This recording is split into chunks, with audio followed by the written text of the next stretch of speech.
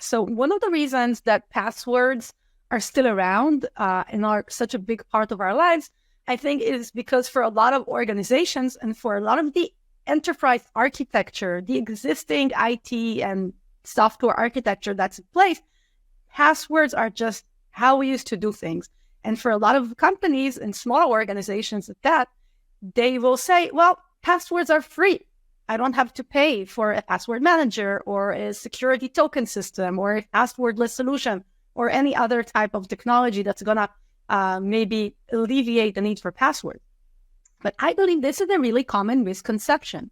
Passwords are not free. The time the organization spends, the productivity that is lost on password resets, the time the help desk or the call center needs to deal with these things, that's not free. And if you take into consideration the massive exposure that passwords actually create because of credential recycling, credential misuse, credential theft, credential stuffing, because all of these many attacks, and there are so many reports in our industry showcasing how credential misuse or password recycling is one of the top 3 factors that leads to so many incidents. And that's the data breach incident report by Verizon is listing that, and the IBM X-Force report is listing that, and I can name you 10 other reports that highlight that. So passwords are not free at all. They cost us a lot of time and money and risk.